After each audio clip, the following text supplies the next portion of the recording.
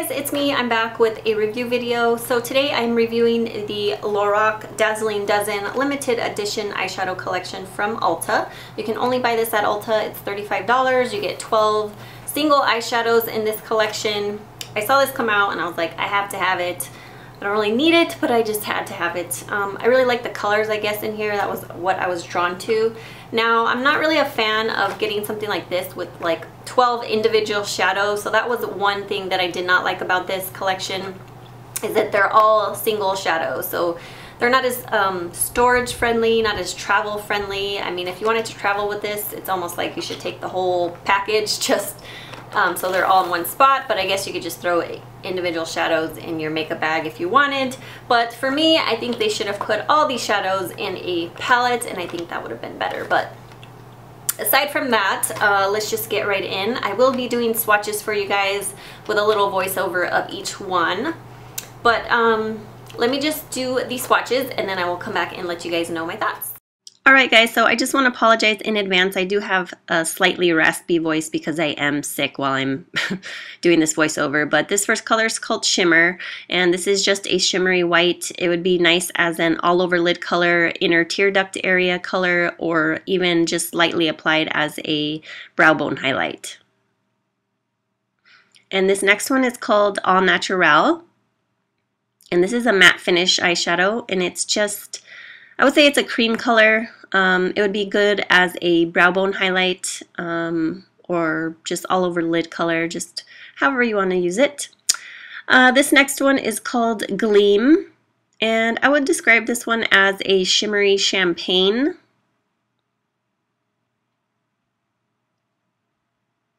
Yeah, it's a shimmery champagne. It's a really pretty color, like for all over the lid. This next one is called a Mango, and it's just a very nice wearable pink, and I would say this is more of a satin finish. It does have a slight bit of a sheen to it, so yeah, I wouldn't say it's matte, but more of a satin. And I use this one in my tutorial as a crease color.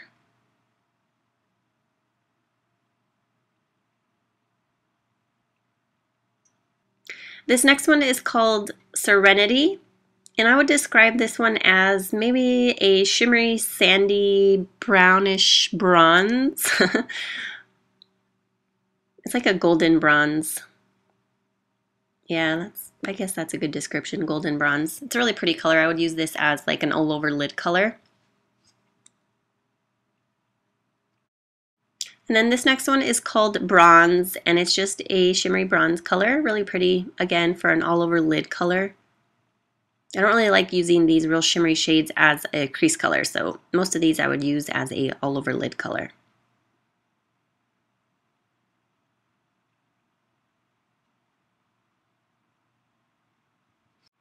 This next color I believe is called Celebutant. I apologize if I'm pronouncing that incorrectly, but it's this beautiful shimmery teal color. Just a really gorgeous teal. I love it.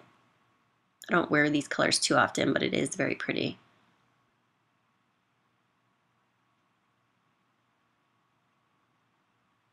Sorry, my camera, that was a little too close to the camera there. And disregard my little skin tag right there, it's so annoying. Alright, so this one is a awesome crease color, transition color, and it's called Smokin'. And it's just a soft brown, and it's a matte shade, so this is, I'm glad they put this in the collection just because it is a transition color. That's what I would use it for anyway.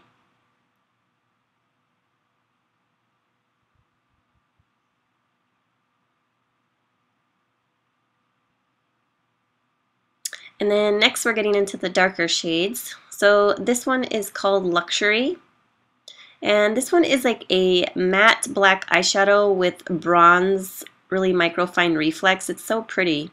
Good like holiday color. So as you can see, it's like a, I would say, I guess it's more of a dark brown, blackish eyeshadow with the bronze reflex. Alright, so the next one here is called Sapphire. And this one is a matte shade, and it's just this really beautiful blue. And I also use this one in my tutorial.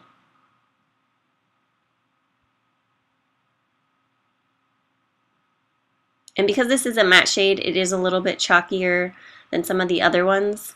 but it does give a really good color payoff. But you know, matte shadows tend to need something good to stick to. All right, so this next one is called Dazzle. And this one is just a really pretty color too. I would say this one has a, I would say it has a blackish burgundy eyeshadow matte finish with the, I guess, cranberry burgundy reflex. This next one is called Starlight. And this one was really, really smooth, like silky smooth. I was really surprised actually, because it wasn't quite the same texture as the other ones with the reflex.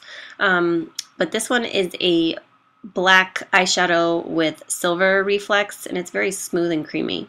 Went on really nicely. So here's just an overall view of all of the shades from the collection.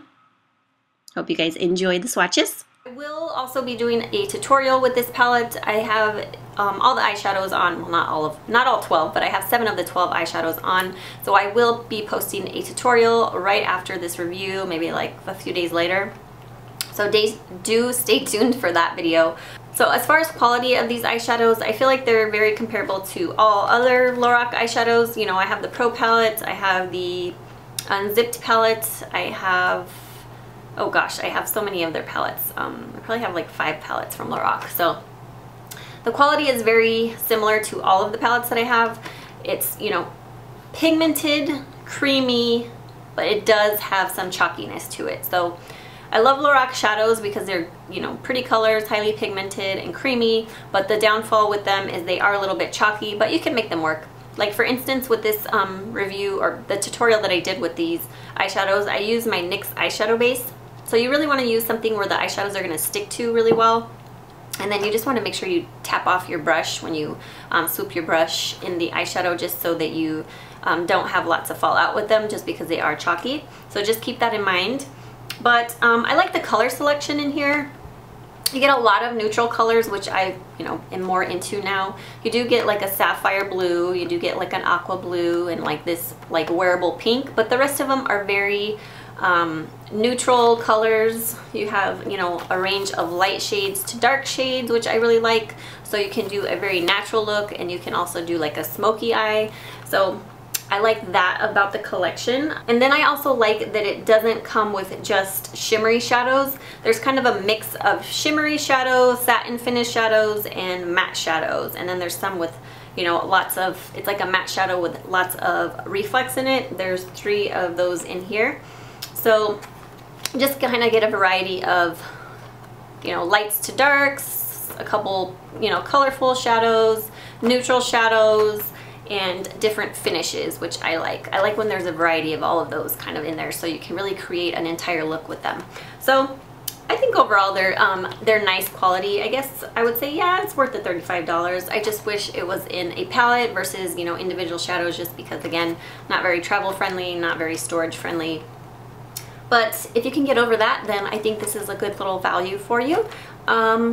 So yeah, this is the look that I created. So I will be uploading the tutorial with this collection very, very soon. So just stay tuned for that. And as soon as I post that up, then I will also put the link down below in the description box in case you're watching this video later down the road when I already post the tutorial. So yeah, thank you guys so much for watching. If you guys have purchased this, let me know your thoughts on it.